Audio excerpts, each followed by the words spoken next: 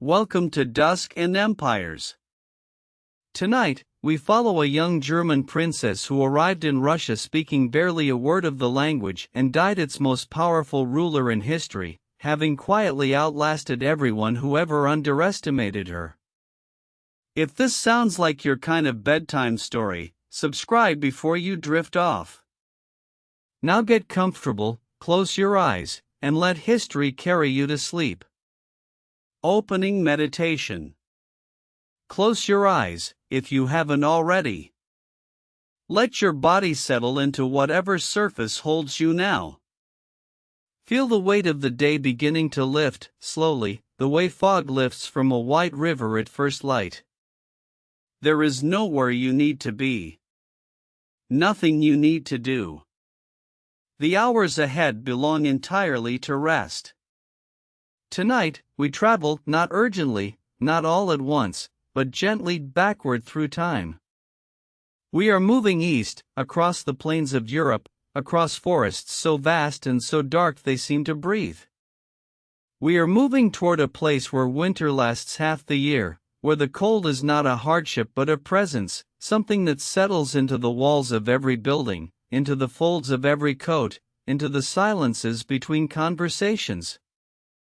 We are moving toward Russia. Not the Russia of highways and cities as we know them now, but an older Russia, a Russia of candlelit palaces and frozen rivers, of gilded domes catching the last amber light of an Arctic afternoon, of troikas racing across snowfields, their bells chiming softly into the still air. This is a world of extraordinary beauty and extraordinary hardship, of immense power held by very few, and of one person in particular, a woman who was not even born Russian, who would come to define that power more completely than almost anyone before or after her. Her name was Catherine. And she was, by almost any measure, the most powerful woman in the history of the world. Let that settle over you like a warm blanket. Tonight, we will follow her story from its very beginning, from a cold and modest room in a small German principality, all the way to the magnificent Winter Palace in St. Petersburg, where she would sit at the center of the largest empire on earth and shape its destiny for more than 3 decades.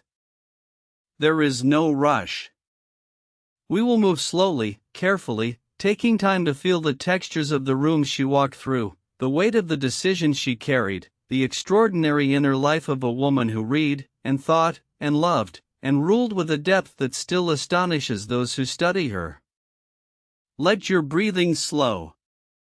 Let the night hold you. We begin. Part 1, A small girl in a cold room, childhood in Stettin. She was born on the 2nd day of May, in the year 1729, in a town called Stettin, in the Duchy of Pomerania, a modest place by the standards of European royalty, though not without its dignities. The town sat along the Oder River, in that particular region of northern Europe where the landscape is wide and flat and open to the sky, where the winters come early and stay long, and where the summers, when they finally arrive, feel like a kind of blessing almost too generous to believe. Her name at birth was Sophia Friederich August von Anhalt-Zerbst. A name long enough, and formal enough, to belong to any of the dozens of minor German princesses who populated the edges of European royal life in the 18th century, girls born into families with titles but limited resources, whose futures would be determined almost entirely by marriage, by diplomacy, by the careful calculations of those who saw royal daughters not as people but as pieces in an ongoing game of power. She was the first child of Christian August, Prince of Anhalt-Zerbst, a conscientious and somewhat melancholy Prussian military officer who served Frederick the Great, later Frederick the Great, with the kind of steady, unremarkable loyalty that earns a man a comfortable reputation and very little else. He was kind to his daughter. He was present in the way that men of his station and era could be present, which was not very present at all, but present enough that Sophia would remember him with genuine warmth for the rest of her life. Her mother was another matter entirely. Johanna Elizabeth of Holstein-Gottorp was a woman of sharp intelligence, restless ambition, and a temperament that could shift without warning from brittle charm to cold fury. She was 15 years old when she married Christian August, and she found Stettin, and indeed, her entire domestic life, to be a profound disappointment compared to the glamorous European courts she had grown up imagining. She wanted importance. She wanted to be at the center of things.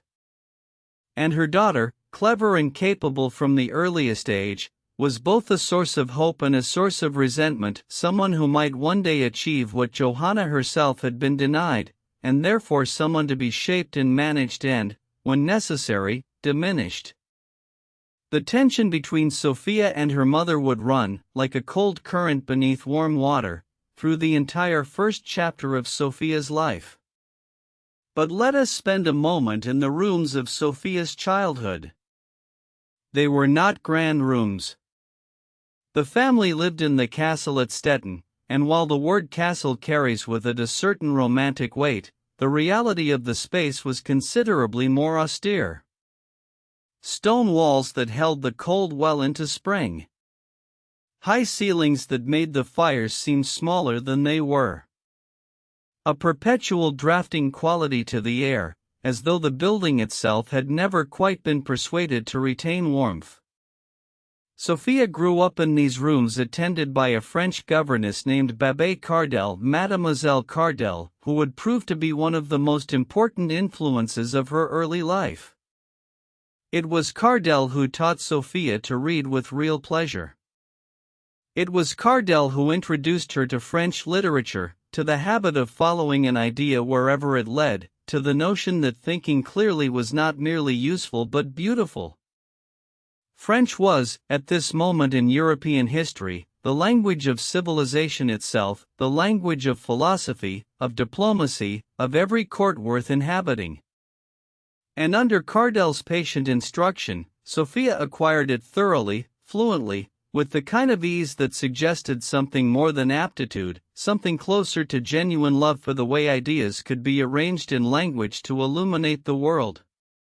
She also studied German, naturally, and some Russian, in time, and enough Latin to read, and music, and dancing.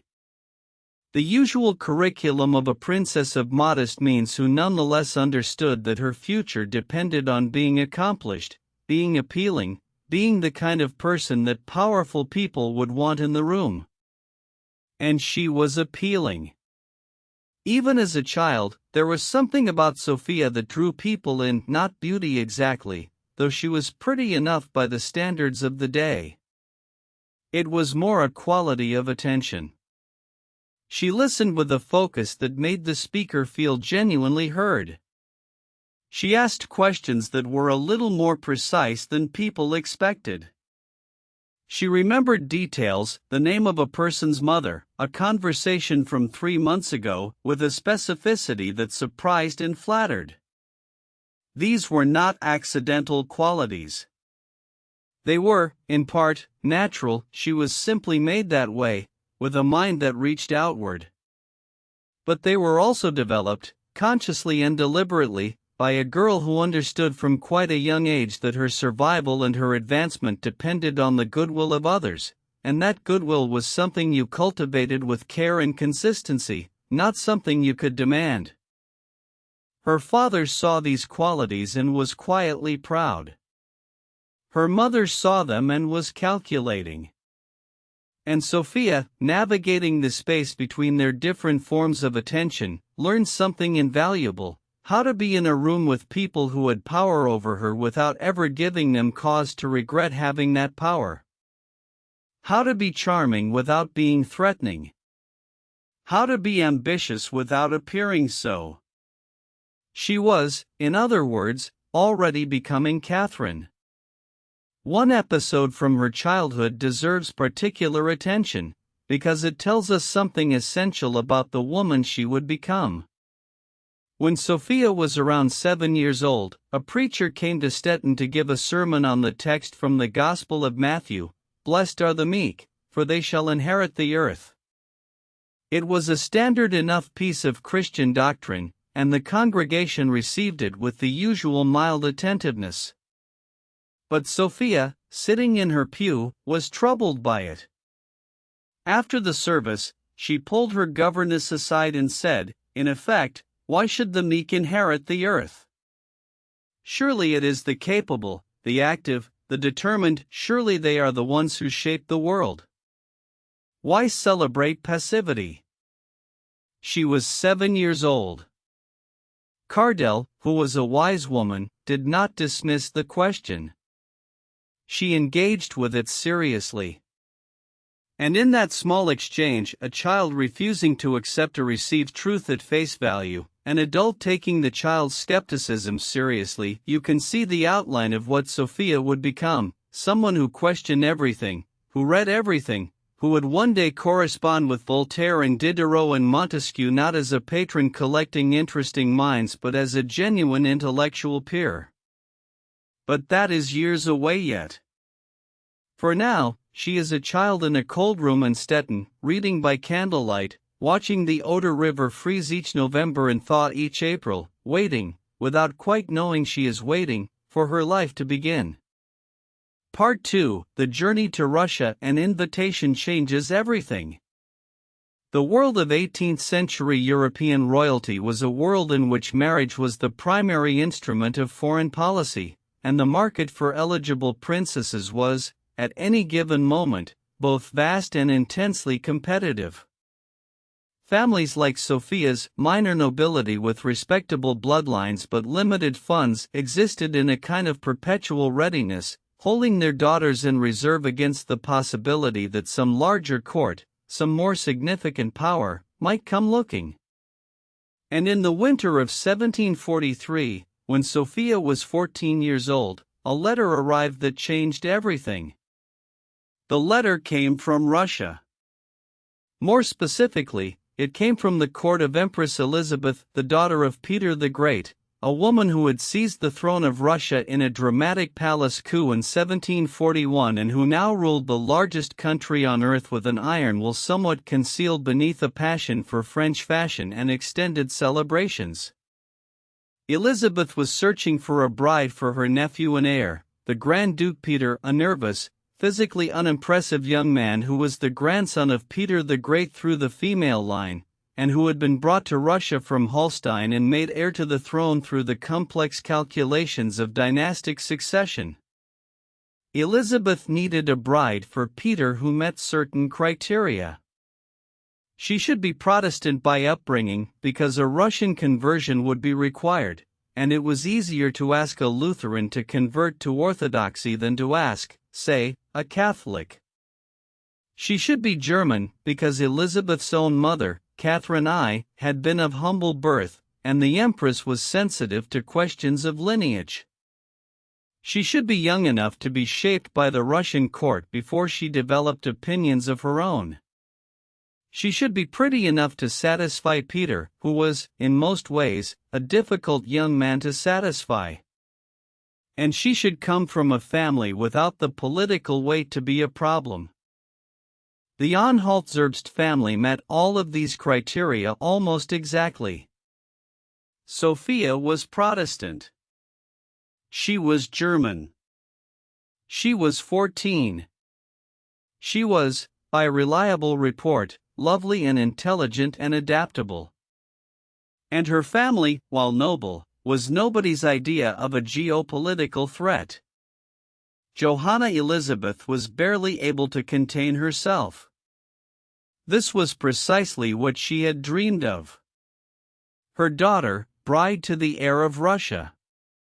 Her daughter at the center of the largest, most powerful court in the world. And if Johanna played her cards correctly, her daughter's position might elevate Johanna herself into that glittering orbit of importance she had always craved. Sophia, for her part, felt something different. Not rapture. Not terror exactly, though there was surely some of that. What she felt, by her own later account, was a kind of clarity, a sense that here, in this letter, written in a language she was still learning, was something that mattered. Something real. A future not chosen at random but pointing, insistently, toward her. She accepted.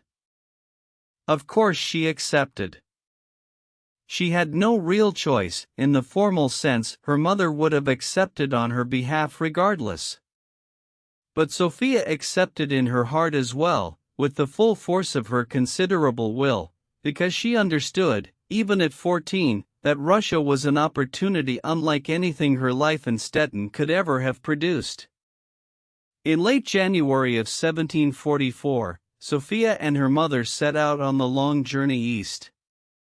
They traveled incognito, to avoid the complications of a formal diplomatic procession, under the somewhat thin alias of the Countess of Rhinebeck.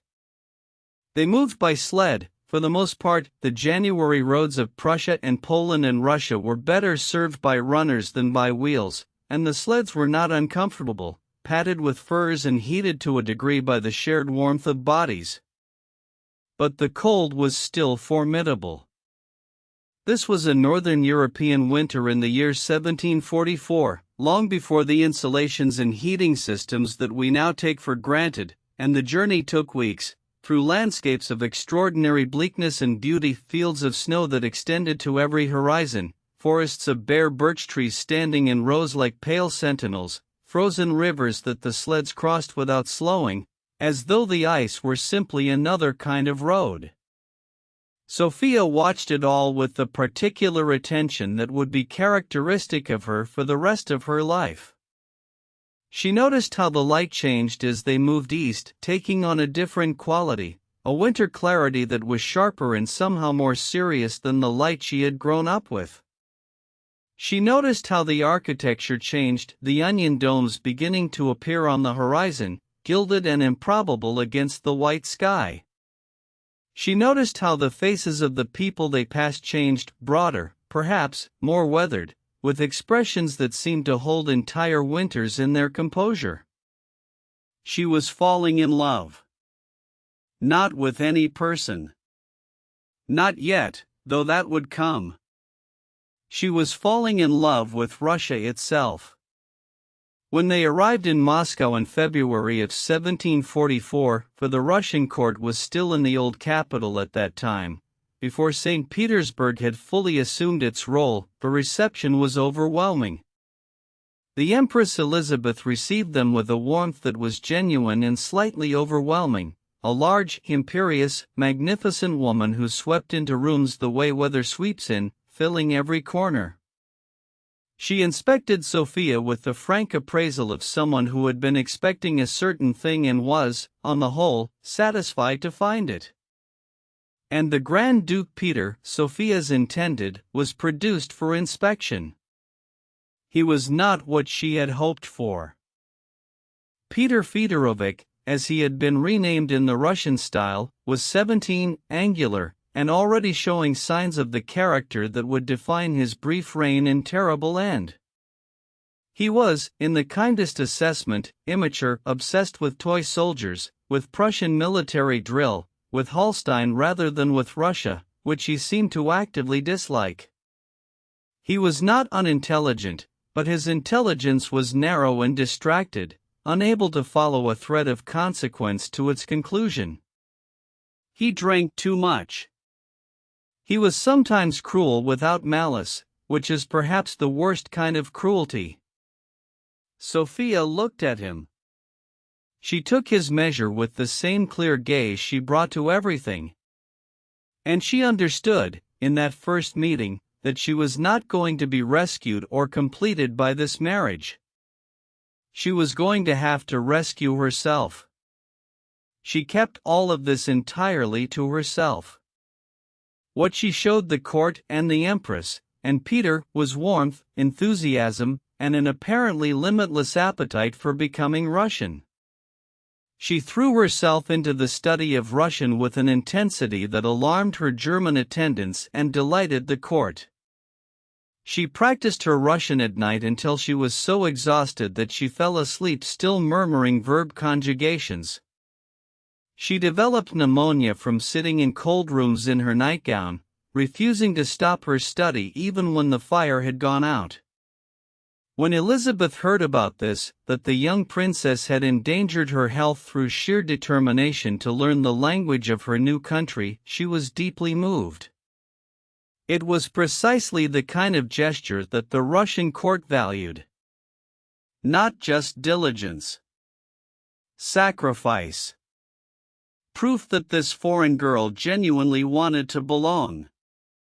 Sophia was received into the Russian Orthodox Church on June 28, 1744.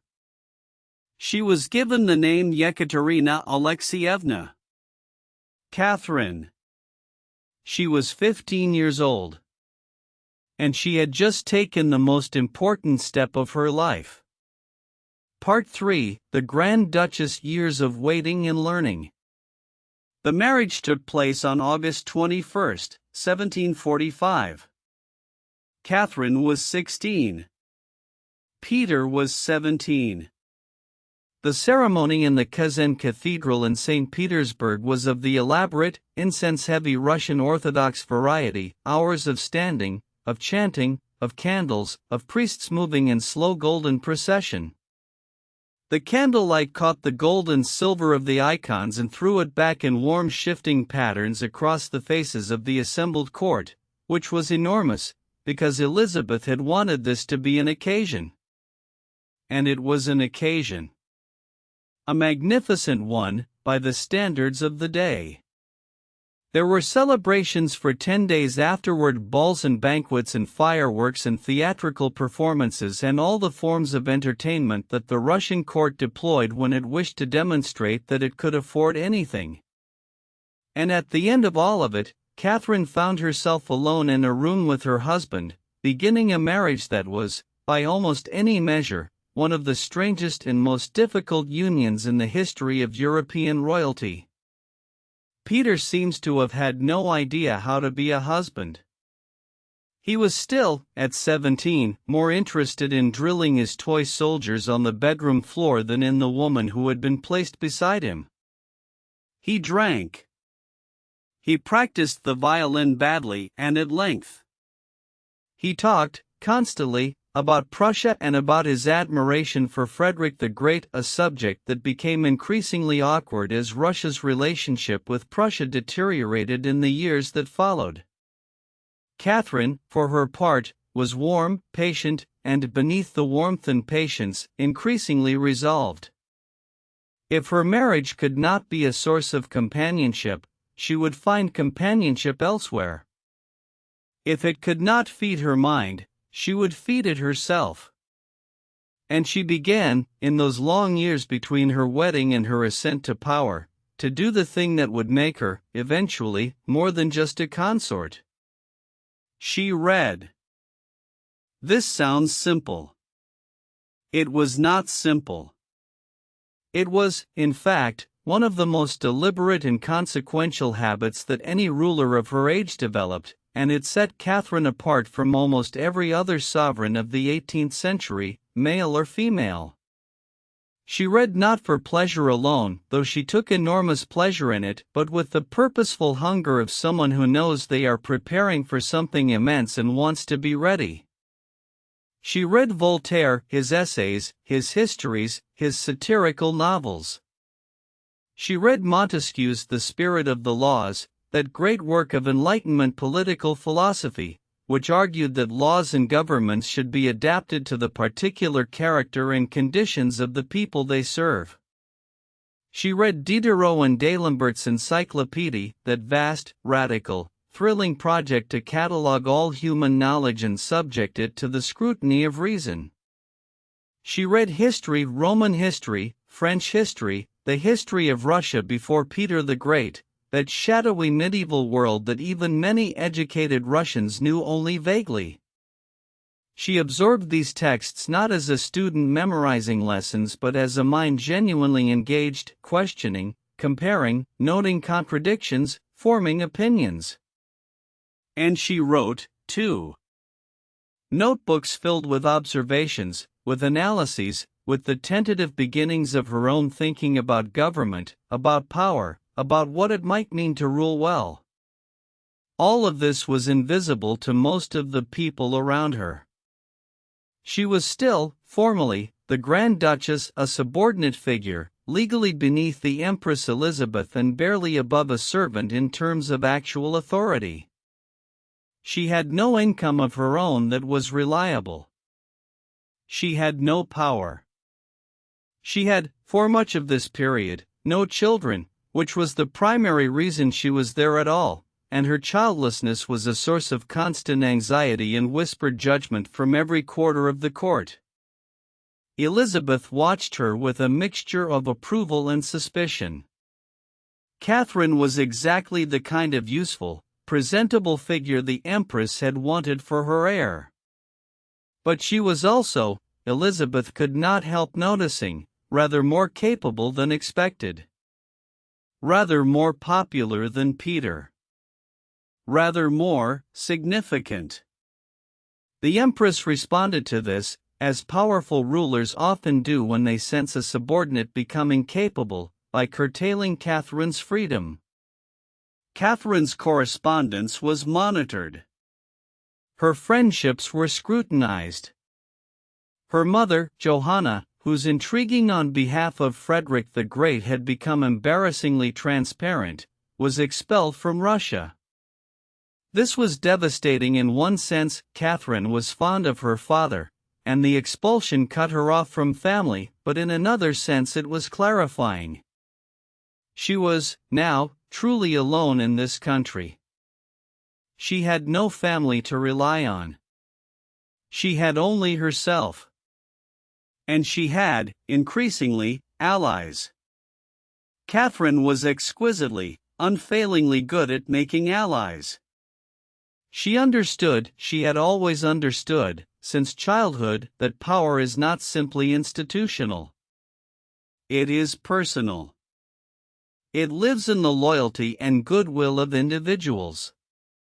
And so she was kind to servants when kindness was unexpected.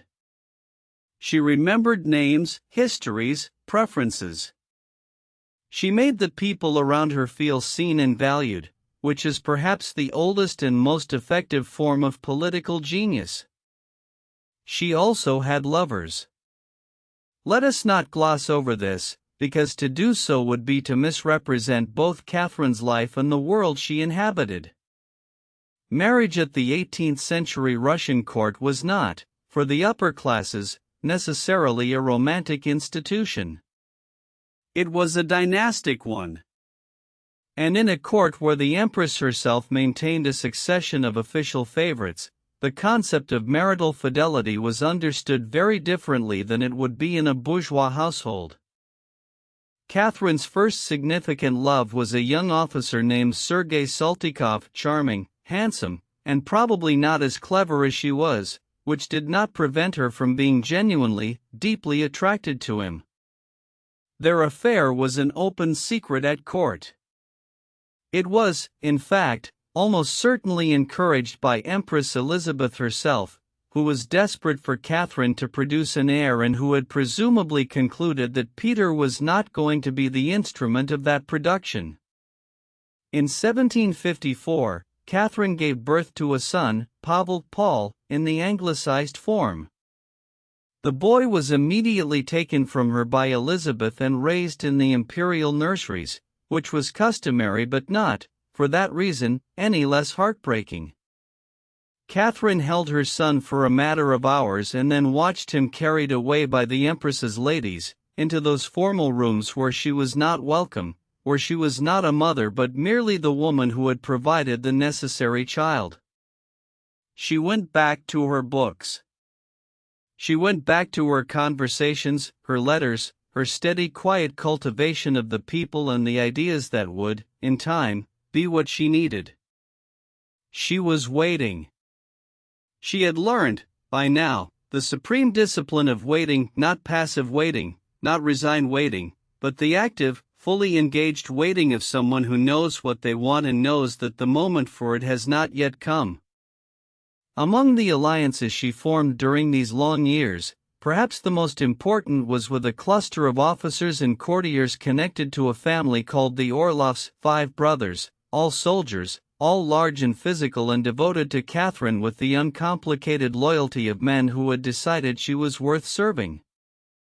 The oldest and most important was Grigory Orlov, with whom Catherine began an affair sometime around 1760 and who would remain one of the central figures of her life for more than a decade.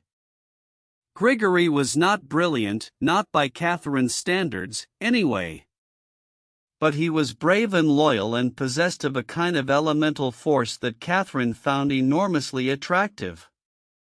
And through him and his brothers, she was developing something more useful than romance, a network within the military, a web of personal allegiance that would, when the time came, prove to be the decisive instrument of everything that followed. Part 4: The Coup. A summer morning in 1762. Elizabeth died on Christmas Day, 1761. For Catherine, this was a moment of extraordinary complexity.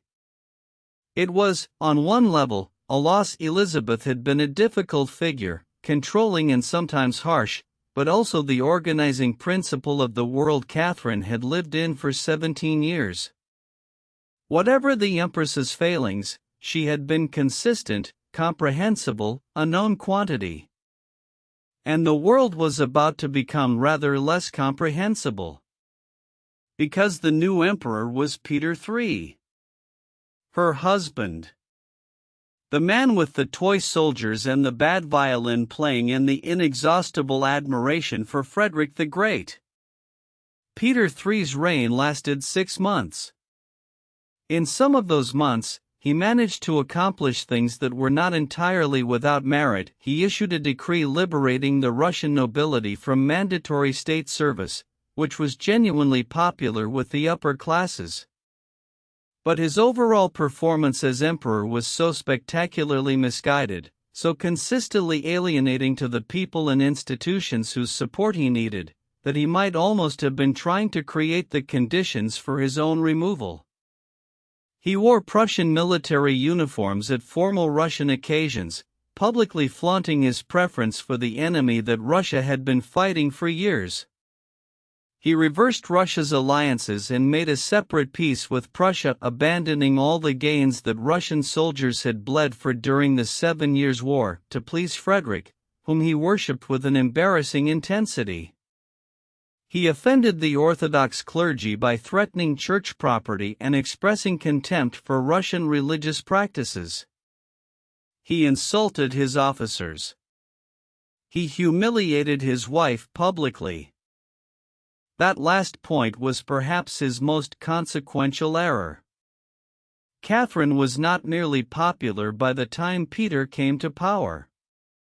She was beloved by significant portions of the court, by the guards regiments that formed the backbone of palace security, by the Orthodox establishment, by ordinary Russians who had heard of her efforts to learn their language and live as one of them. Peter, by contrast, was a figure of puzzlement and contempt, a man who seemed to actively despise the country he had been given to rule. By the spring of 1762, plots were forming. They were not forming around Peter's opponents in general, they were forming around Catherine specifically.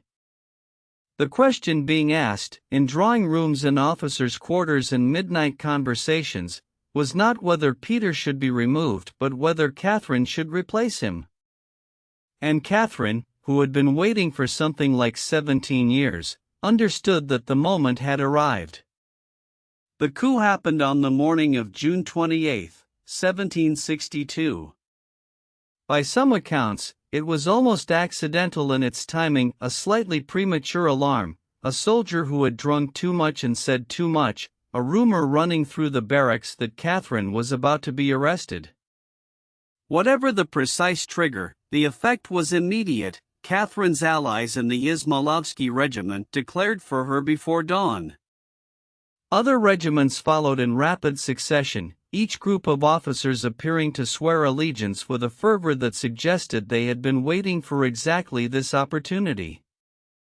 Catherine dressed quickly in the uniform of the Preobrazhensky Guards, which she put on with the help of Princess Dashkova, a young noblewoman who was one of her closest friends and who was so excited by the events unfolding that she could barely contain herself. The uniform was slightly too large, which gave Catherine a certain informal quality that was, in fact, politically useful. She looked like a soldier among soldiers, not a queen descending from above. She rode at the head of her forces toward the Winter Palace, through the streets of St. Petersburg in the early summer light, that particular summer light of the northern city, which in late June barely darkens at all, so that the whole night seems lit by a kind of permanent silver dusk. The streets were lined with people. Some had been there all night. Some had gathered as the word spread that the Empress Catherine was coming, that she was going to take the throne. The word spread quickly, and the crowd's response was immediate and genuine. This was not a silent, fearful observation of power changing hands. People cheered. They pressed forward. They called her name. There was a quality to it, by all the accounts we have, of relief, the release of a long-held tension, a collective exhale. Peter III, who had been at Oranienbaum that night, attempted first to assemble forces and then, finding no forces willing to assemble for him, to negotiate. He sent letters. He offered concessions. He offered, ultimately, to abdicate in exchange for his freedom. Catherine accepted the abdication. The question of his freedom was more complicated. Peter was arrested and taken to the Palace of Ropsha, about 30 kilometers from St. Petersburg. He was kept there, under guard, while Catherine and her advisers decided what to do with him. The question of what to do with a deposed Russian sovereign was not a comfortable one. History offered several answers, and most of them were permanent. 8 days after the coup, Peter III was dead. The official account was that he had died of hemorrhoidal colic, an ailment that would have been laughable were it not freighted with such terrible weight. It is almost certain that he was killed by his guards, most likely by Alexei Orlov, the most violent and direct of Grigory's brothers, possibly acting on impulse, possibly under instruction. The truth of what happened in that room has never been established beyond doubt, and Catherine maintained for the rest of her life that she had not ordered his death. What we can say is this: Peter died. And Catherine was now Empress. Not consort, not regent, not Grand Duchess. Empress of all the Russias, sovereign of the largest country in the world. She was 33 years old. She wept when she heard the news of Peter's death. Whether the tears were for him, or for the complication his death created, or for the part of herself that had hoped for a cleaner outcome, we cannot know. Probably some of each. Catherine was not a woman who felt simple things. She buried Peter with modest ceremony and then turned her attention to the empire she had just inherited. Part 5: The Enlightened Empress, Philosophy and Governance. The Russia that Catherine inherited in 1762 was enormous, so enormous that it is difficult even now to hold its scale in the imagination. It stretched from the Baltic Sea in the west to the Pacific Ocean in the east, from the Arctic Circle in the north to the Caspian Sea in the south. It contained within its borders dozens of distinct peoples, speaking dozens of languages, practicing various faiths, living under conditions that ranged from the relative comfort of the merchant class in Moscow and St. Petersburg to the absolute bondage of the serfs who made up the vast majority of the population. This last point, the serfs, would be the defining problem of Catherine's reign, the stone against which all her Enlightenment ideals would eventually break. But we will come to that in time. For now, let us stay with Catherine in those first years of her reign, as she began to define what kind of ruler she intended to be. She had been thinking about this for 17 years. She had been reading and writing and arguing with herself in notebooks for 17 years. And the answer she had arrived at, the answers she would articulate, in the year 1767, in an extraordinary document called the Nakaz, or the Instruction, was rooted in the Enlightenment philosophy she had absorbed so completely that it had become, genuinely, the framework of her thinking. The Nakaz was a remarkable document. It was, in essence, Catherine's statement of political principles, her vision of what the law of Russia should be and why. It drew heavily on Montesquieu and the Italian legal theorist Cesare Beccaria, whose work on criminal justice and the reform of punishment had been one of the landmark texts of the age. It argued for laws that were humane and rational, for punishment that was proportional to the crime, for the idea that the purpose of government was the welfare of its subjects. It argued against torture. It argued against the death penalty in most circumstances. It argued for the rule of law rather than the rule of arbitrary will. It argued, with some courage, for a degree of religious toleration extraordinary in a country with the Orthodox Church at its center. It was also, let us be honest, a document that contained significant tensions, places where Catherine's Enlightenment ideals ran up against the practical realities of ruling Russia, and where the ideals, pressed against those realities, bent but did not quite break. The Nakaz was sent to a legislative commission that Catherine convened in 1767, an assembly of representatives from across Russian society, from different regions and different classes, intended to gather information about the state of the empire and use the Nakaz as a foundation for comprehensive legal reform. It was an unprecedented experiment in consultation, nothing like it had been attempted in Russia before. The commission met for a year and a half. It produced an enormous volume of petitions and reports and discussions. And it produced, in the end, no actual legislation. This was not, perhaps, surprising. Russia was too vast, too varied, too internally contradictory for any single legislative commission to resolve its differences in 18 months. The serfs, who represented the majority of the population, were not represented at all, their masters spoke for them, which meant that the fundamental question of serfdom, which Catherine knew was wrong and which she could not figure out how to address without destroying the social order her rule depended upon, went essentially undiscussed. And then a war with the Ottoman Empire broke out in 1768, and the commission was suspended, and never properly reconvened. Her relationship with the French philosophes was another dimension of this same engagement. She began corresponding with Voltaire in 1763, and the correspondence continued until Voltaire's death in 1778, a 15-year exchange of letters that was one of the great intellectual conversations of the age. Voltaire, for his part, was somewhat dazzled by her. Here was a monarch who read his books, who quoted Montesquieu, who claimed to want rational government.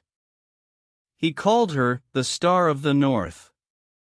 He compared her to the great rulers of antiquity. His enthusiasm was genuine, if somewhat uncritical.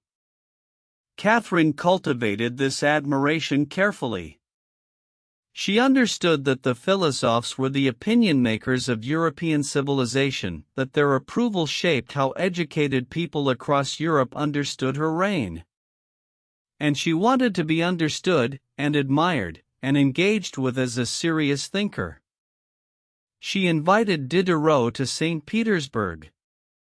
He came, in 1773, and stayed for several months, long conversations with the Empress in which he apparently felt free to argue with her, to push back, to press his more radical ideas. Catherine listened to all of it with evident pleasure. She later said that after their conversations her thighs were bruised from Diderot's habit of slapping them enthusiastically to emphasize a point. She also began, during these years, to build her extraordinary collection of art. The Hermitage, which now houses one of the greatest art collections in the world, was Catherine's creation. She bought aggressively and with excellent taste old masters, Northern European paintings, antiquities, gems and coins and decorative objects of every kind. She bought the collection of the Berlin merchant Johann Ernst Gotskowski when he fell into debt. She bought the collection of the Earl of Orford. She bought from France, from Italy, from Holland. She bought Rembrandts and Rubens and Van Dycks, Watteaus and Poussin. She bought with the pleasure of someone who genuinely loved the objects themselves, not merely their political utility. The act of building this collection was itself a statement, a claim that Russia was not the barbaric Eastern Empire that Western Europeans sometimes condescendingly imagined it to be, but a civilization capable of appreciating and preserving the highest achievements of human art. Catherine was making Russia visible to the world in a new way. And she was making herself visible as ruler, as thinker, as patron. As a person who deserved to be taken seriously. Part 6: Wars and Expansion, the Making of an Empire. However much Catherine valued her books and her conversations and her paintings, she was not primarily an intellectual figure. She was a ruler. And ruling Russia in the 18th century meant, above all, war. The geopolitical situation Catherine inherited was one of intense competition, on multiple fronts, with multiple rivals. To the south lay the Ottoman Empire, weakening, as the great powers weakened eventually do, but still formidable, still controlling the routes to the Black Sea and the warm water ports that Russia desperately needed for trade and naval power. To the west lay Poland, a vast, troubled kingdom with an elected monarchy and a noble class so fractious and powerful that the country was effectively ungovernable, which made it both a temptation and a worry to its neighbors. To the northwest, Sweden. To the east, the continuing expansion of Russian influence into Siberia and toward the Pacific, which was less a war and more a slow, inexorable absorption of territory. Catherine would engage all of these fronts over the course of her reign. But it was the Ottoman Empire in Poland that defined the territorial contours of her legacy. The First Russo-Turkish War began in 1768, when the Ottomans, alarmed by Russian influence in Poland and encouraged by France and Austria, declared war. It was a war that Catherine had not sought at that moment but that she prosecuted, once begun, with strategic brilliance. The most dramatic moment of the war, dramatic enough to have captured the imagination of Europe for decades afterward, came in the summer of 1770, when a Russian naval squadron, having sailed all the way around the continent from the Baltic Sea to the Mediterranean, encountered the Ottoman fleet in the Bay of Chezem on the Aegean coast of Anatolia. The battle that followed was not simply a Russian victory. It was an annihilation. The Ottoman fleet, 70 or more ships, was burned in the harbor. The glow of the burning ships was reportedly visible for miles, a lurid orange light reflected on the still water of the bay, columns of smoke rising into the summer night. Russian losses were minimal. Ottoman losses were catastrophic. The news of Chezem reached St. Petersburg and caused celebrations that lasted days. Catherine was not a woman given to empty triumphalism, she was too calculating for that, but she allowed herself genuine satisfaction in this particular victory, because it demonstrated something about Russia that she had always wanted demonstrated, that this was a European power, a naval power, a country capable of projecting force far beyond its borders. The war ended in 1774 with the Treaty of Kukuk-Kainarka, one of the most consequential peace treaties of the 18th century. Russia gained access to the Black Sea. It gained the right to navigate the straits controlled by the Ottomans. It gained territories on the northern coast of the Black Sea. and it gained, through somewhat ambiguous treaty language, a claimed right to protect Orthodox Christians within the Ottoman Empire, a provision that would be used and misused for the next century and a half to justify Russian intervention in Ottoman affairs. The Crimea, which had been under Ottoman suzerainty, was declared independent, a preliminary to its annexation by Russia in 1783, which Catherine achieved without firing a shot, through diplomatic maneuvering and the patient application of pressure until the Khan of Crimea accepted the inevitable. Grigory Potemkin, who by the late 1770s had replaced Orlov as the dominant figure in Catherine's personal life and had become the most powerful person in Russia after Catherine herself, was given responsibility for the administration of the newly acquired southern territories. It was he who built the towns and fortifications of New Russia, as the region was called, who oversaw the construction of the naval base at Sevastopol, who organized Catherine's famous tour of the region in 1787. That tour has given rise to one of history's most persistent legends, the myth of Potemkin villages. The story, which circulated almost immediately after the tour and has been repeated ever since, is that Potemkin constructed elaborate facades of prosperous villages along Catherine's route, to conceal the actual poverty and emptiness of the region and impress visiting foreign ambassadors. The facades, according to the most colorful versions, were moved overnight to appear fresh before the imperial progress on its next day's journey. The truth, as historians have established, is considerably less theatrical.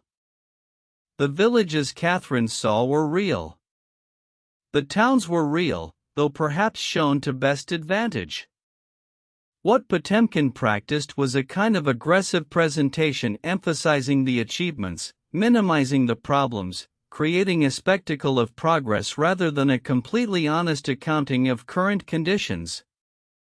This was not fundamentally different from what any ambitious administrator would do when their work was being inspected by their sovereign. But the phrase has survived.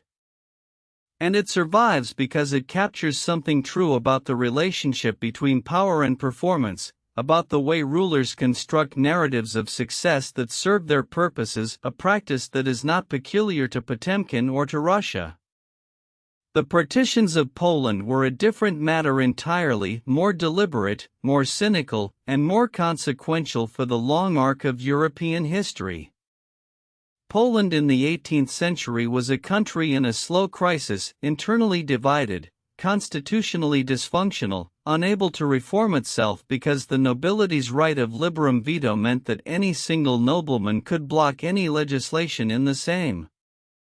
It was also, by virtue of its size and position, an object of intense interest to its three neighbors, Russia, Prussia, and Austria.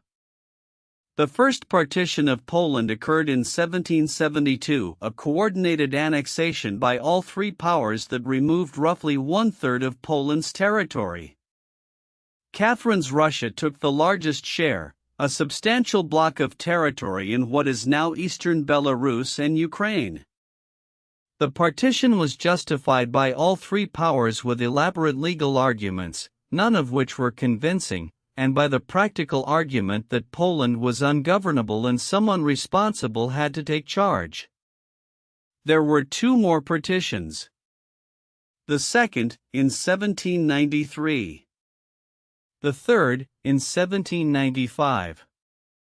By the end of the third partition, Poland had ceased to exist as an independent state. It would not exist again, in any form, until 1918. Catherine died before the third partition was finalized, but she was the architect of the policy. It is one of the aspects of her reign that sits most uncomfortably with her Enlightenment ideals, the complete erasure of a nation, a culture, a people's political existence, in the service of Russian expansion. She justified it to herself, apparently, on grounds of order and stability. The philosophes, had they pressed her on it, might have challenged this justification. Voltaire, who adored her, preferred not to press. Part 7, Pugachev, the Great Rebellion from Within. In the autumn of 1773, while Catherine was corresponding with Diderot and managing the final stages of the First Russo-Turkish War, something began in the vast grasslands east of the Volga River that would prove to be the most serious challenge to her reign from within Russia itself. His name was Yemelyan Pugachev. He was a Don Cossack, in his 40s, with a weathered face and a manner that could shift without warning from warmth to violence. He had served in the Russian army, had fought in the 7 Years' War and in the First Russo-Turkish War, and he had acquired, in those years of service, a profound grievance against the system that had used him and his kind without, in his view, adequate reward or respect. Pugachev made a remarkable claim. He said that he was Peter III, that the Tsar who had supposedly died at Ropcha in 1762 had in fact escaped, had been wandering in disguise for 11 years, and had now returned to claim his rightful throne and deliver justice to the people. This was, objectively, absurd. But it was a particular kind of absurdness that resonated in the Russia of 1773, because it spoke to something real and powerful, the belief, widely held among ordinary Russians, that the true Tsar, the Tsar of the people, the Tsar who would free the serfs and abolish the burdens that crushed them, was always out there somewhere, waiting to be found or waiting to reveal himself. It was a messianic tradition with deep roots in Russian popular religion and culture.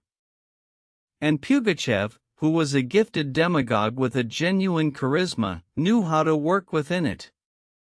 He began his rebellion in the southern Urals, with a small band of Yake Cossacks who were already in a state of agitation over the government's attempts to bring them under tighter administrative control. The rebellion grew with terrifying speed. Serfs joined by the thousands, hundreds of thousands, ultimately. Cossacks from the southern steppe. Workers from the Ural iron foundries. Bashkir and Kalmyk tribesmen who had their own grievances against Russian expansion. Various non-Russian peoples of the Eastern Empire who saw in Pugachev's movement an opportunity for some kind of reckoning with the structures of power that had increasingly constrained their lives. At its height, Pugachev's army numbered in the tens of thousands. It captured and held entire cities. It besieged Orenburg, the key city of the southern Urals region, for 6 months. It moved up the Volga, taking town after town, approaching, with terrible slowness, the heartland of European Russia. Catherine, when the news of the rebellion's first successes reached St. Petersburg, worked hard to keep her composure visible. She did not panic, or if she panicked privately, she did not allow it to show. She continued her routine, attended public events, maintained the appearance of a ruler in firm command of a manageable situation. This was politically important. Panic in the sovereign spreads panic outward, and panic was the last thing she could afford. But she also moved decisively to suppress the rebellion. She recalled experienced military commanders from the Turkish front. She organized the forces being sent against Pugachev with careful strategic attention, learning from the initial failures, the overconfidence, the underestimation of the rebellion's scale that had allowed it to persist for months. The turning point came in the summer of 1774. Pugachev's advance up the Volga reached Kazan, one of the largest cities in Russia, and he captured it, or most of it, burning the city extensively before being driven off by imperial forces. The burning of Kazan was both the high point of the rebellion and the beginning of its end, because it alarmed the government sufficiently to produce a decisive military response, and because Pugachev's forces, whatever their courage and numbers, could not stand in pitched battle against properly organized Russian regular troops. He retreated south, down the Volga. His army fragmented. His Cossack lieutenants, sensing the end, turned on him as they had always been likely to do, because the loyalty of desperate people to a messianic leader is real but brittle, and when the Messiah begins to lose, the calculations change. Pugachev was captured in the autumn of 1774, delivered to the authorities in an iron cage, and transported to Moscow. He was tried in January 1775 and sentenced to be quartered alive, the traditional Russian punishment for treason of the most extreme kind. Catherine, to her credit, intervened in the manner of his execution. She instructed that he be beheaded before the quartering, that his suffering, at least in its final moments, be minimized. This was not mercy in any larger sense. It was a gesture, perhaps, of personal discomfort with gratuitous cruelty, from a woman who had spent 15 years reading about the reform of criminal punishment and who found it difficult to simply ignore those ideas when they were relevant. Pugachev died in Red Square in Moscow, on January 10, 1775. The crowds that watched were enormous.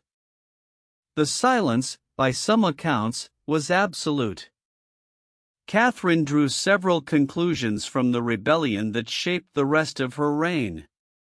She strengthened provincial administration. The Statute on the Provinces of 1775, which reorganized Russia's regional government, was directly shaped by the administrative failures the rebellion had exposed. She increased the power and privileges of the nobility, because the rebellion had clarified something she had perhaps not wanted to see so plainly, that the gentry were the government's most reliable base of support, and that their loyalty needed to be maintained, which meant their interests needed to be protected. And on the question of serfdom, the rebellion, which had been, at its core, a revolt of the unfree against those who owned their labor and their bodies, produced not liberation but retrenchment. Catherine, who knew that serfdom was wrong, who had written against it in her nakaz, who had corresponded with Enlightenment thinkers who found it barbaric, concluded that the conditions were not right for abolition. That Russia needed stability more than it needed justice, at least for now. That the danger of another Pugachev was too great. It was her greatest failure of moral courage. She knew it. And she lived with it for the rest of her reign. Part 8, Potemkin, the Great Love and the Great Partnership. It is impossible to tell Catherine's story without telling the story of Grigory Alexandrovich Potemkin. He was not simply a lover, not simply a minister, not simply a favorite in the conventional sense of that word. He was something stranger and rarer and more complete than any of those descriptions can capture. He came into Catherine's life in the early 1770s, having distinguished himself in the military campaigns against the Ottomans and having caught her attention through his combination of physical presence. He was enormous, striking, with one eye. He had lost the sight of the other in a fight in his younger years, which only seemed to add to the impression of his dangerousness and intellectual capacity. Because Potemkin was brilliant. He was brilliant in a way that was quite different from Catherine's kind of brilliance, where she was systematic, patient, thorough. He was intuitive, passionate, magnificent in his sudden insights and catastrophic in his boredom. He could read a strategic situation with the precision of a chess master and then ignore a logistical detail that any junior officer should have caught. He could be, in the same week, the most energetic and capable administrator in the empire and a man lying in bed for days, unwashed, eating onions, consumed by a melancholy so deep it frightened his staff. Catherine adored him. It is difficult to use a softer word. The letters they exchanged during the years of their romantic relationship, 1774 to approximately 1776, when their physical affair seems to have transitioned into something different but no less intimate, are among the most remarkable love letters in the historical record. They are playful and urgent and tender, full of nicknames and jokes and the kind of shorthand that develops between people who have spoken so much and so honestly to each other that they barely need to finish sentences. She called him her golden pheasant, her lion of the jungle, her twin soul. He called her my empress, my life, my goddess. He complained of her when she was away. She complained of his absences and his moods. They argued fiercely, sometimes, and reconciled with equal fierceness. There is a theory, held by a number of serious historians, that Catherine and Potemkin were secretly married, that a private ceremony took place sometime in 1774 or 1775, making him not merely her favorite but her husband before God, if not before the state. The evidence is circumstantial but suggestive. A document that may be a marriage register, the extraordinary trust and authority she gave him, references in their letters to a relationship that seems to exceed what either of them thought appropriate for a mere love affair. Whether married or not, what is certain is that they were partners in the deepest possible sense. After the romantic phase passed, Potemkin remained the person Catherine trusted most in the world, the person she consulted on military matters, on foreign policy, on the enormous administrative challenges of the empire's southern expansion. He was, from the late 1770s until his death in 1791, effectively the co-ruler of Russia, operating with a degree of independent authority and trust that no previous favorite had ever enjoyed. He was also, interestingly, the person who managed the succession of favorites who came after him, the younger men, the official favorites of the 1780s, who held the formal position of imperial favorite but who operated, in a sense, under Potemkin's supervision. This arrangement, extraordinary as it sounds, seems to have worked. Catherine needed emotional and physical companionship that the aging and increasingly unwell Potemkin could not always provide. Potemkin needed the emotional security of knowing that no younger man would actually supplant him in Catherine's affections or her counsel. And the arrangement they arrived at, informal and almost entirely without precedent, gave both of them what they needed. Potemkin's achievements in governing the southern territories of Russia, now called New Russia, or Novorossiya, were genuinely remarkable. He built cities, Kherson, Nikolaev, Yekaterinoslav, Odessa, though Odessa was not quite completed before his death. He built a navy, the Black Sea Fleet, which was, for a brief period, a genuinely formidable military force.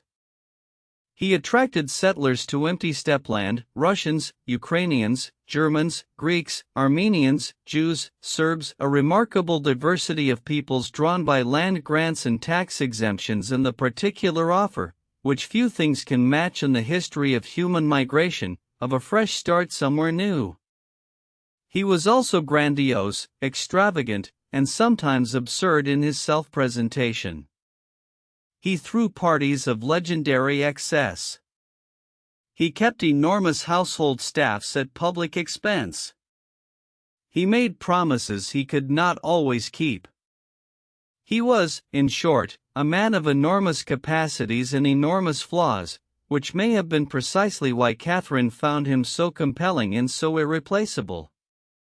When he died, in October of 1791 on a roadside in Moldavia, laid out on his traveling cloak because he could go no further, too ill to go on, he was attempting to return to St. Petersburg after months of managing the complications of the Second Russo-Turkish War.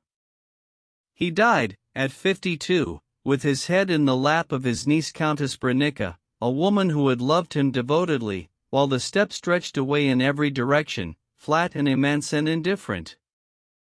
Catherine received the news in St. Petersburg. She wept for hours. She was, her secretary recorded, inconsolable. A man of genius, she wrote, on whom I could rely completely, who understood me, whom I could trust. My pupil, my friend, my idol. She never fully recovered from his loss.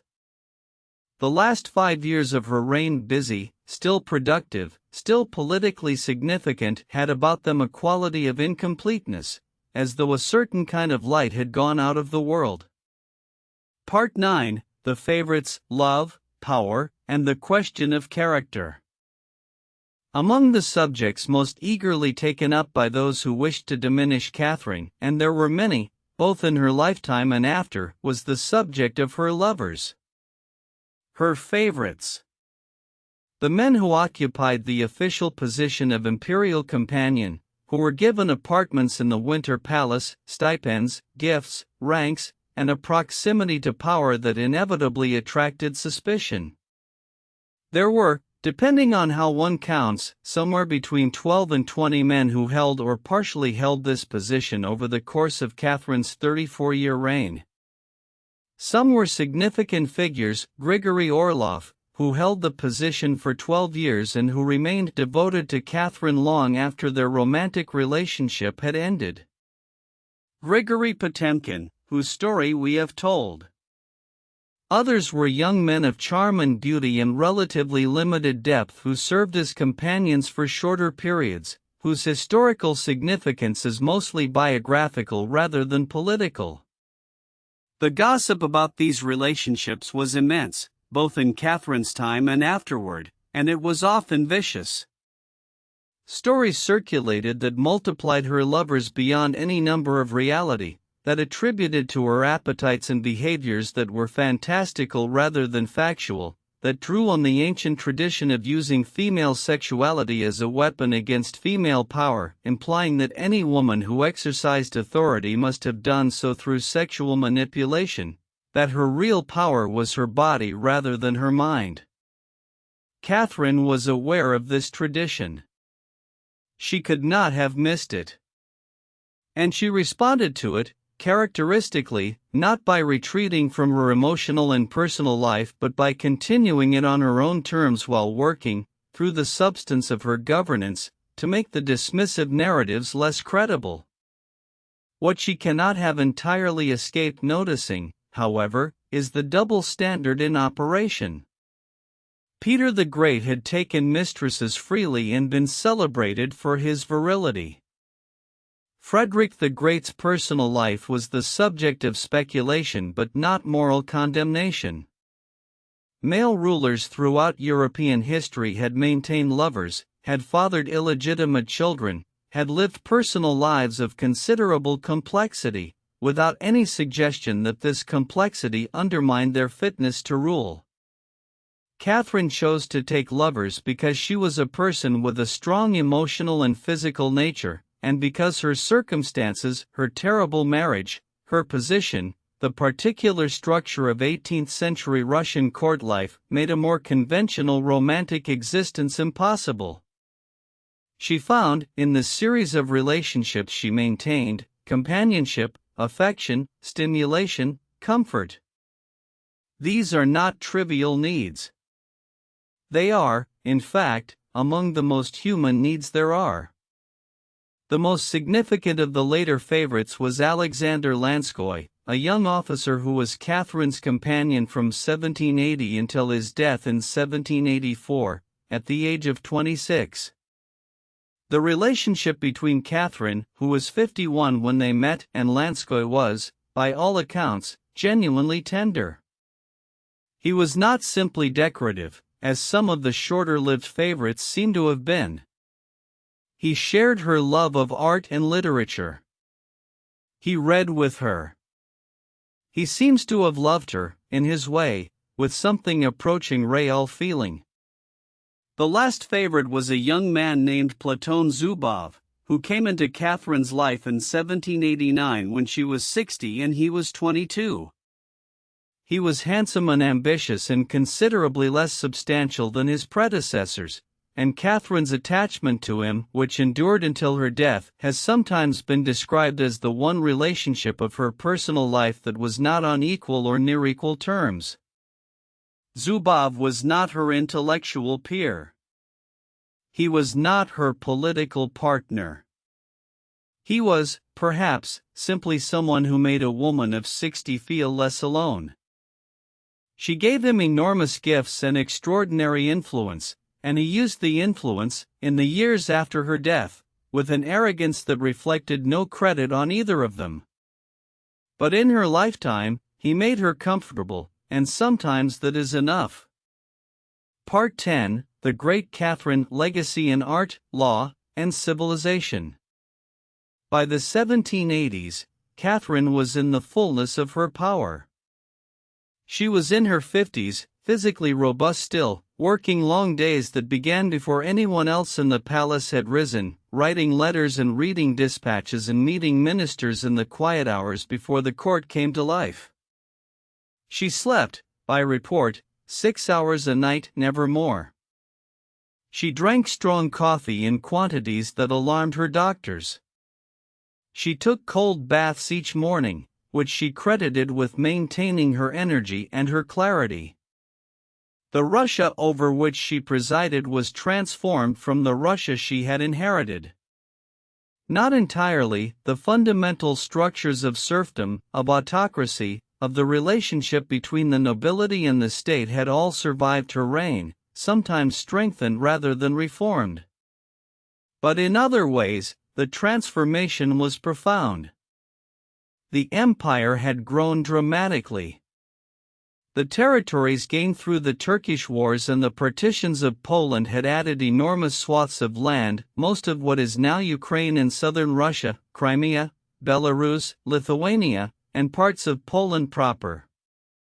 The borders of Russia in 1796 extended far further south and west than they had in 1762.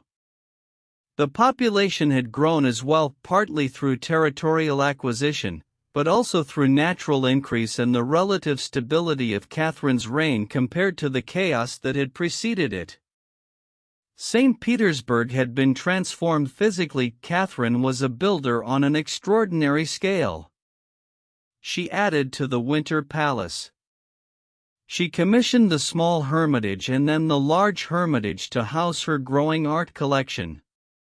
She built the Marble Palace for Orlov, the Tauride Palace for Potemkin, a dozen other significant structures in and around the capital. She extended the planning of the city, the streets, the embankments along the Neva, the bridges, with a systematic attention to urban form that was itself an Enlightenment project, an expression of the belief that a well-ordered city was both a practical good and a moral statement about how human beings should live. She was also a builder in a more abstract sense, a builder of institutions. She founded the Russian Academy, a body dedicated to the study and standardization of the Russian language.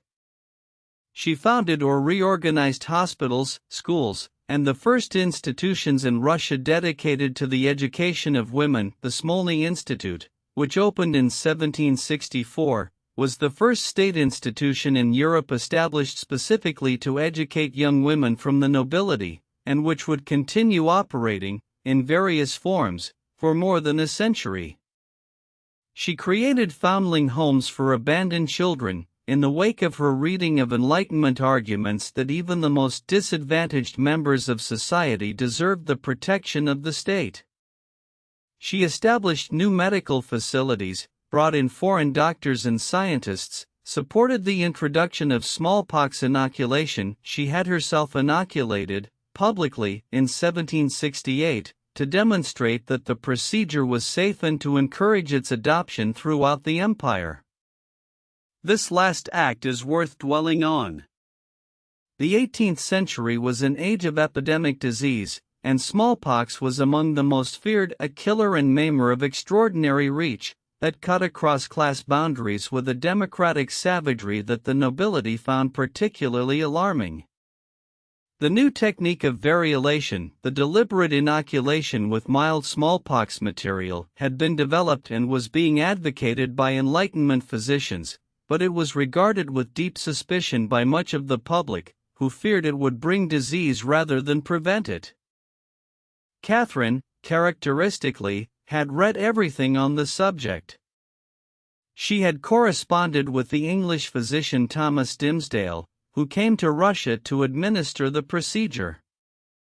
And she submitted to the inoculation herself, with her son Paul and some members of her court, before the assembled court and diplomatic corps, making the act itself a piece of public theater in the service of public health.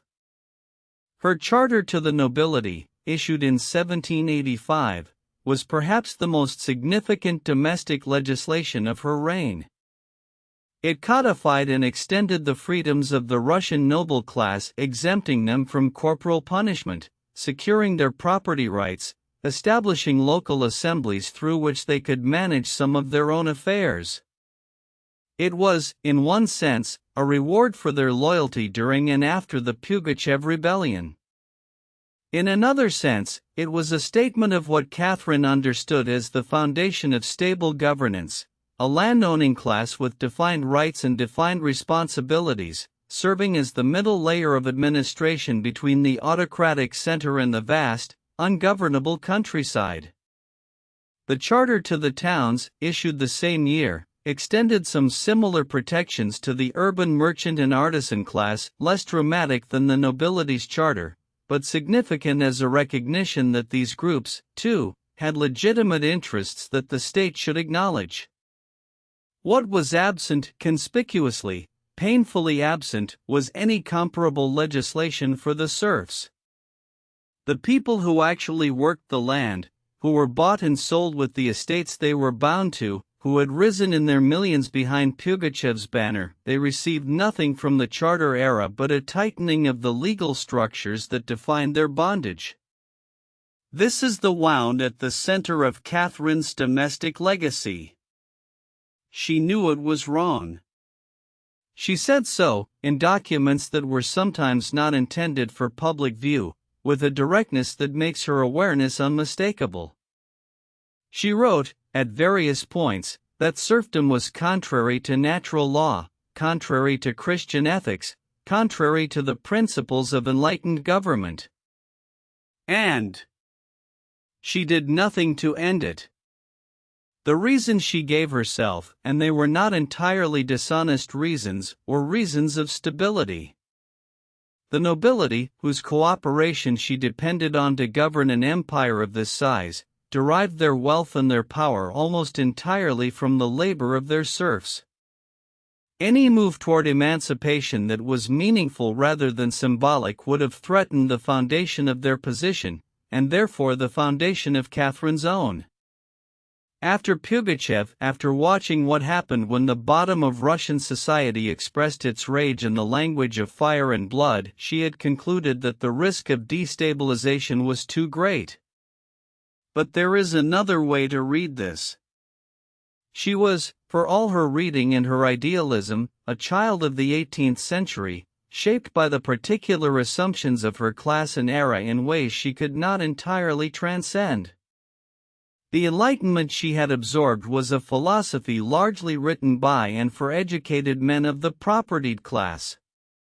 Its universalist language, its talk of human rights and natural law coexisted, not always comfortably, with a set of social structures that its practitioners rarely felt compelled to actually dismantle.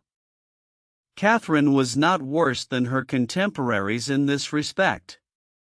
She was, in many ways, considerably better.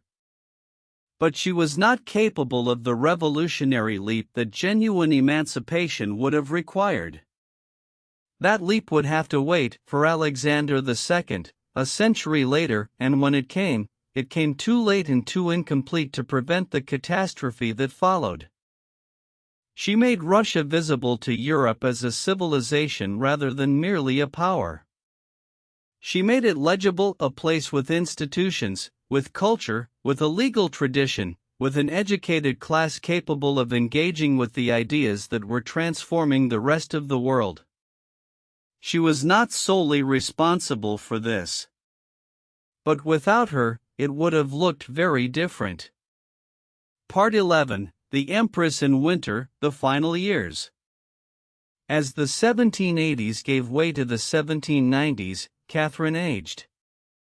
This is a statement so obvious it might seem unnecessary, but it is worth making, because the image of Catherine that persists most powerfully in the historical imagination is an image of middle-aged fullness and force, the Empress at the height of her power, energetic and imperious and utterly in command.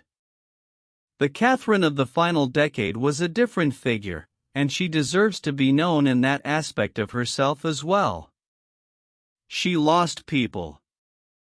Potemkin in 1791. Lanskoy had gone years before. Her old ally and friend Ivan Betsky, who had administered so many of her educational institutions, died.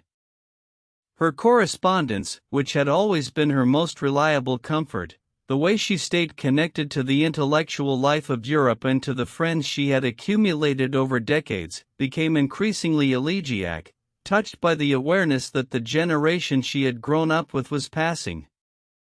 The French Revolution, which began in 1789, was a profound shock to Catherine's political thinking and a challenge she never entirely resolved. She had been, throughout her reign, identified with Enlightenment reform, with the idea that enlightened monarchy could deliver progress through reason and law, without the violence and upheaval of popular revolution. The French Revolution seemed, at first, to be a confirmation of Enlightenment hopes, reason applied to politics, archaic institutions cleared away to make room for a more rational order. But as the revolution progressed, as the king was arrested, as the terror began, as the guillotine became the defining symbol of what reason unmediated by restraint could produce, Catherine's response shifted dramatically. She put away the works of the philosophes. She revoked the privileges of French subjects in Russia who were suspected of revolutionary sympathies. She supported the émigré nobles fleeing France, giving them pensions and welcome at her court. Most significantly, she aligned herself increasingly with the conservative argument that social order was fragile, that established institutions existed for reasons that had accumulated over centuries and could not be swept away without consequences, that the revolutionaries in Paris were not liberators but destroyers. She had always held both of these positions simultaneously, the reformer and the conservative, the Enlightenment empress and the autocrat, but the French Revolution forced the tension to the surface, and she resolved it, in her final years, firmly in the direction of the latter. Reform, yes, but reform from above, controlled and measured, never from below, never in the streets, never in the hands of the crowd. This shift had consequences for the domestic situation in Russia. Alexander Radishchev, a Russian intellectual who published in 1790 a work called A Journey from St. Petersburg to Moscow, a devastating critique of serfdom and autocracy, was arrested, tried, and sentenced to death, though Catherine commuted the sentence to Siberian exile. It was a harsher response than the younger Catherine might have produced, and it signaled something about the way the French Revolution had tightened the constraints on what could be said and thought in Russia, even within intellectual circles that had previously enjoyed considerable freedom. The Polish uprising of 1794, led by Tadeusz Kosciuszko, a patriot soldier who had also fought in the American Revolution, and who brought to the Polish cause a vision of liberty that explicitly included the emancipation of the serfs, was suppressed by Russian and Prussian forces with a thoroughness that ended in the Third Partition and the final erasure of Poland from the map of Europe. Catherine, who had once corresponded with thinkers who celebrated liberty, ordered the suppression of a people who wanted precisely that. She was not comfortable with this.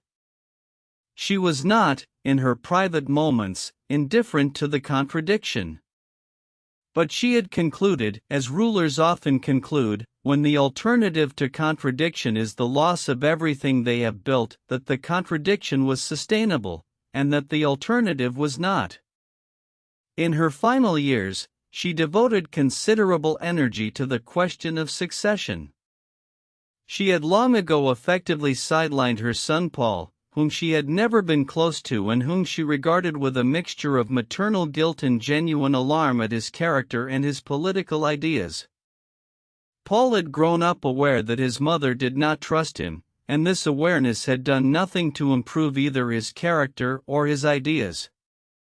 He was erratic, suspicious, militaristic in a way that reminded observers uncomfortably of Peter III.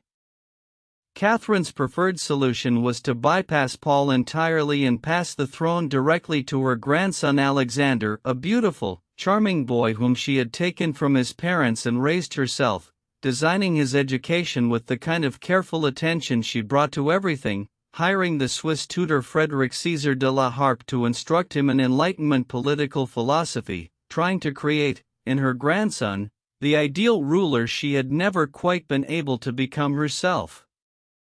Whether she ever formally drafted the document disinheriting Paul is unclear. If she did, it was never found or was found and destroyed, almost certainly by Paul himself, who, immediately upon her death, began systematically undoing everything he associated with her reign. The domestic life of the hermitage in Catherine's final years had a particular quality to it, busy and somewhat melancholy at once. She continued to work. She rose early, drank her coffee, read her dispatches. She continued the habit of her life, that daily engagement with the business of the empire, not because it was comfortable but because she was, at the core of herself, someone who could not imagine not being engaged. She wrote still letters, still fragments of memoir, still the occasional political essay. She had a grandchild who brought her genuine joy. Little Alexander, and his brother Constantine, spent time with her regularly, and in those visits she seems to have recovered something of the warmth and ease that political life had, over decades, compressed. She played with them. She was tender with them in ways that the court rarely saw in other contexts. She told them stories.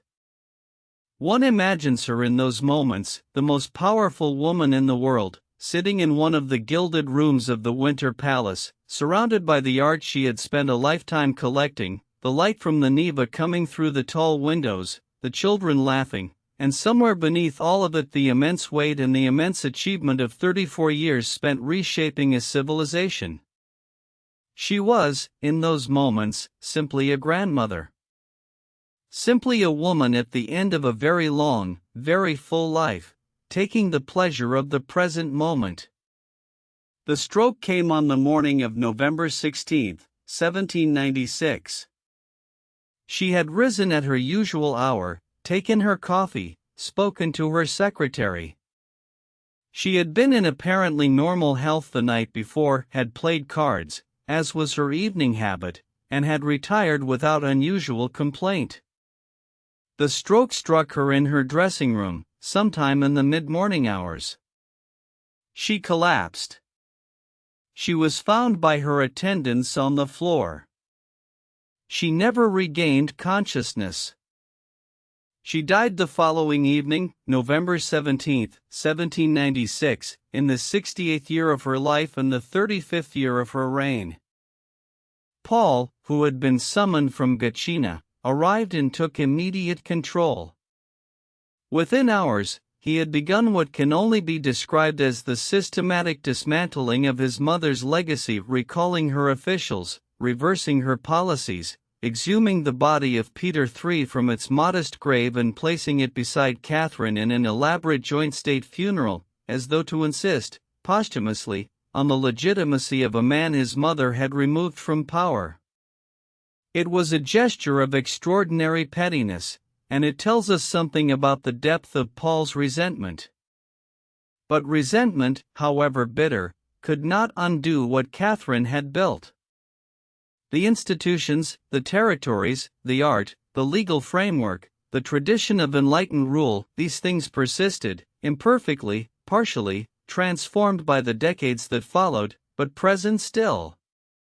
Part 12. What she left behind, the measure of a great life. In the winter quiet of the hermitage, in those rooms where Catherine walked and read and fought and argued and loved, there are still paintings she bought. Still objects she chose. Still corridors she designed, floors she planned, windows that open onto the same gray Neva she looked out at on the cold mornings of her working life. The museum that bears the name she effectively gave it contains, among its 3 million objects, a kind of permanent conversation with her presence. How do we measure a life like hers? The conventional measures of historical greatness, territory acquired, wars won, institutions built, cultural legacy left, are all extraordinarily favorable to Catherine. She expanded the Russian Empire by approximately 150,000 square miles. She won 2 major wars against the Ottoman Empire and secured Russia's position as a Black Sea power. She partitioned Poland 3 times. She built the Hermitage. She founded schools and hospitals and academies. She corresponded with the greatest minds of her age. She wrote memoirs, plays, stories for her grandchildren, legal documents, tens of thousands of letters. She ruled for 34 years, which is itself an achievement in a political environment as dangerous and volatile as the 18th-century Russian court, where rulers had been overthrown and killed with a frequency that gave the phrase natural causes an almost ironic quality.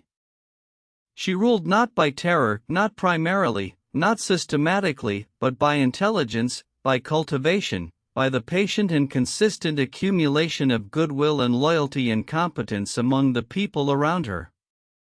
She was a woman in a world built for men.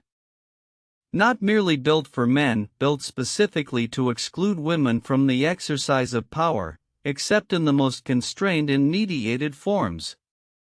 The fact that she was a foreigner, not Russian by birth, not Russian by language until she learned it, not Russian by religion until she converted, made the achievement even more implausible.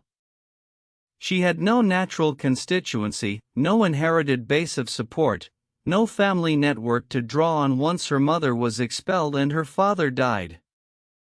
What she had was herself. Her intelligence. Her adaptability. Her extraordinary capacity for reading people and situations. Her patience, the long, disciplined patience of someone who understood that power is not seized in a moment but accumulated over years, through the steady work of being indispensable, being trusted, being the person that everyone around her found, in the end, that they could not do without. She also had her flaws, and they are worth acknowledging with the same honesty we bring to her achievements. The serfs. This is the central failure, and no accounting of Catherine's legacy can avoid it. She ruled over a system that condemned the majority of the people of her empire to conditions that, judged by any ethical standard, including the ethical standards she herself endorsed, were indefensible. She knew this. She wrote about it. She did not change it. The reasons she gave were real reasons, but they were not sufficient reasons, and the millions of human beings who lived and died in bondage during her reign paid the price of her calculation. The partitions of Poland. 3 times, Catherine participated in the erasure of a nation, a people with a distinct language, a distinct culture, a distinct history, from the political map of Europe. The Poles remembered. They remembered for more than a century. The consequences of those partitions shaped the history of Eastern Europe for generations, contributing to the conditions that produced the catastrophes of the 20th century. The treatment of Pugachev and his followers. The suppression of Radishchev. The tightening of censorship in the final decade of her reign. These are the places where the Enlightenment ideals and the autocratic practice came into sharpest, most irreconcilable conflict, and where the autocrat won. And yet, the question is not whether Catherine was perfect. No human being is perfect, and no ruler has ever been perfect, and the demand for perfection from historical figures is a way of avoiding the harder, more honest work of understanding them in their actual context, with their actual constraints, facing their actual choices. The question is whether she made the world better than she found it. Whether the institutions she built outlasted her. Whether the ideas she championed, imperfectly and inconsistently but genuinely, made some kind of positive difference to the world she inhabited. And the answer, measured honestly, is yes. The Russia she left behind was larger, more connected to European civilization, more institutionally developed, more legally articulate, more culturally rich than the Russia she had inherited. Not perfect. Not free. Not just, in many of its fundamental arrangements. But more capable of becoming those things, eventually, than it had been before she arrived. She had established, through the very fact of her reign, something important about women and power, a demonstration, embodied in 34 years of effective governance, that a woman could rule a great empire and rule it well. This was not a small thing. It was not a thing that translated immediately into rights or freedoms for the women who came after her. But it was there, as a fact of history, available to be pointed to and argued from. She had established, through the Hermitage and the Russian Academy and the Smolny Institute and all the other institutions she founded or funded, that Russia was a civilization that took art and learning seriously, that these were not decorations on the surface of power but central to its self-understanding. The extraordinary cultural flowering of 19th-century Russia was not her work alone, but it would have been different without her. Perhaps impossible in the form it took. She had made Russia a power that the rest of Europe could not ignore, not merely a military force to be reckoned with, but a diplomatic presence, a cultural interlocutor, a country with opinions and institutions and a court capable of engaging seriously with the ideas of the age. She had been, for 34 years, the hardest working person in Russia.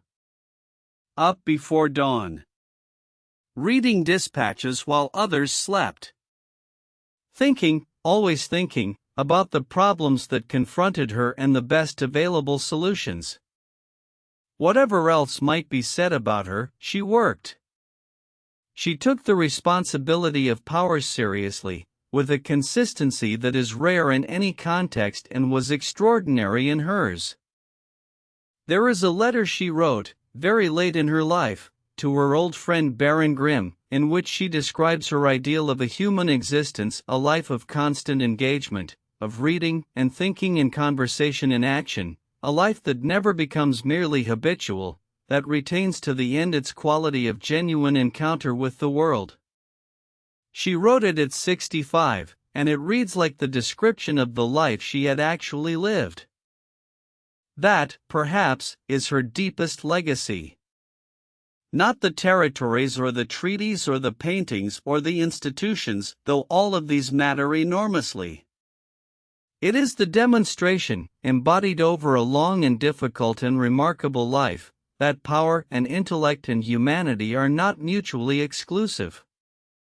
That the person who rules need not be diminished by ruling. That it is possible, not easy, not without cost, not without failure, but possible to hold power and remain, underneath it all, fully, recognizably, valuably human. She came to Russia as a 15-year-old girl from a minor German duchy, speaking the language imperfectly, knowing almost no one, with nothing to recommend her but her intelligence and her will. She died as Catherine the Great, Empress of all the Russias, sovereign of the largest empire on earth. The story of that journey, from Sophie of Anhalt-Zerbst to Catherine the Great, is one of the most extraordinary stories in the history of human ambition. Not a story without shadow. Not a story of simple triumph. But a story of a life lived at its fullest possible extent, by someone who understood that the time we are given is both precious and brief, and who refused, until the very end, to waste a single morning of it. Closing meditation. And here, at the end of her story, we rest. Let the images that have gathered in the quiet of this listening, the frozen river, the candlelit palace, the golden domes against the winter sky, let them settle slowly, like snow settling after a long journey through the air. They do not need to be held onto. They will be there when you look for them. Catherine is gone. She has been gone for more than 2 centuries. But in the way of all lives fully lived, she is also, in some sense, present in the institution, in the memory, in the image of a woman who refused to accept the limitations that the world tried to place around her. Outside, wherever you are, the world continues its ordinary turning. The night has reached its deepest point. The air is still. Whatever sounds come to you, the distant murmur of traffic, the settling of a house, the breath of wind against the glass, let them be background, let them be the quiet music of the present moment holding you. Your body is heavy, and warm, and held. Your breathing is slow. There is nothing required of you now except this, the simple, uncomplicated act of rest. Your mind has traveled a great distance tonight, across time, across geography, through the extraordinary chambers of one of history's most remarkable lives. It has worked, and now it is ready to be still. Let the stillness come. Let the warmth of the blanket or the bed or wherever you have settled remind you that you are here, in the present, safe, with nothing ahead of you now but the long, gentle drift of sleep. The winter palace is quiet. The candles have burned down. The Neva is frozen in its silver light. And somewhere in the stillness of all that snow, in the silence of all that vast and beautiful empire, there is peace. There is rest. Good night. If you're still awake, that's okay. Just close your eyes and let the story carry you. Subscribe to History for Sleep for a new story every week. Sweet dreams.